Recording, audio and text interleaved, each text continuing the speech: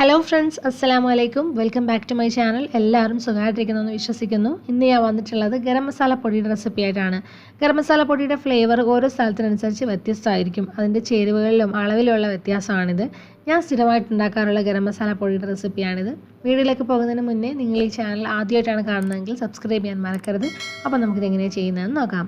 പൊടിച്ചെടുക്കുന്നതിന് മുൻപായിട്ട് ആദ്യം നമുക്ക് മസാലയൊക്കെ ഒന്ന് ഡ്രൈ റോസ്റ്റ് ചെയ്തെടുക്കണം. അതിന് വേണ്ടിയിട്ട് ഞാനൊരു പാൻ ചൂടാക്കിയിട്ടുണ്ട്. അതിലേക്ക് 50 ഗ്രാം പെരുംജീരകം, 10 ഗ്രാം കുരുമുളക്, 20 ഗ്രാം ഏലക്ക, 20 ഗ്രാം ഗ്രാമ്പൂ,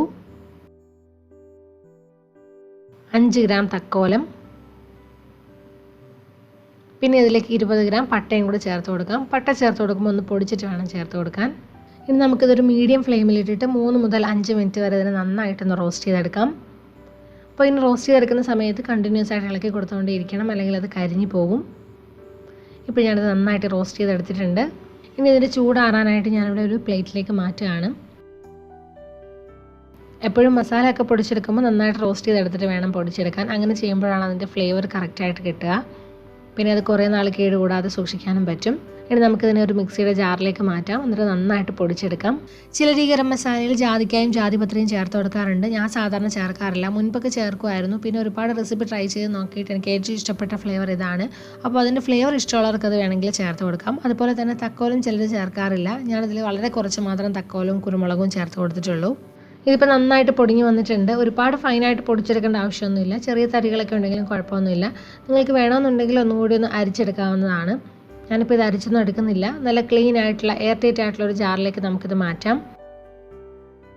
മിക്സിയുടെ ചെറിയ ജാറിലിട്ടിട്ടാണ് പൊടിച്ചെടുക്കുന്നതെങ്കിൽ കുറച്ച് മാത്രം ഇട്ടിട്ട് പൊടിച്ചെടുക്കുക. ഒരുപാട് എമൗണ്ട് ഇട്ടിട്ട് പൊടിച്ചെടുക്കുകയാണെങ്കിൽ നല്ല ഫൈനായിട്ട് പൊടിഞ്ഞ് കിട്ടില്ല. ഞാനിപ്പോൾ ഇത് മുഴുവനായിട്ടും പൊടിച്ചെടുത്തിട്ടുണ്ട്. എയർ ടൈറ്റ് ആയിട്ടുള്ള ജാറിൽ സൂക്ഷിക്കുകയാണെങ്കിൽ ഒരുപാട് കാലം ഇത് കേടുകൂടാതെ ഇരുന്നോളും. പലരും പല രീതിയിലാണ് ഗരം മസാല ഉണ്ടാക്കാറുള്ളത്. കേരള സ്റ്റൈൽ റെസിപ്പീസിനൊക്കെ പറ്റിയ ഒരു ഗരം മസാല ആണിത്. കടലക്കറിക്കും ചിക്കൻ കറിക്കും എന്തിനു വേണമെങ്കിലും നമുക്ക് ഈ മസാല യൂസ് ചെയ്യാം. അപ്പോൾ എല്ലാവരും ഇനിയൊന്ന് ഈ ഒരു രീതിയിൽ ഒന്ന് ട്രൈ ചെയ്ത് നോക്കുക. എല്ലാവർക്കും ഇന്നത്തെ റെസിപ്പി ഇഷ്ടമായെന്ന് വിചാരിക്കുന്നു. വീഡിയോ ഇഷ്ടമായ ലൈക്ക് ചെയ്യാനും കമൻറ്റ് ചെയ്യാനും ഷെയർ ചെയ്യാനും മറക്കരുത്. അതുപോലെ നിങ്ങൾ ഈ ചാനൽ ആദ്യമായിട്ടാണ് കാണുന്നതെങ്കിൽ സബ്സ്ക്രൈബ് ചെയ്യാനും മറക്കരുത്.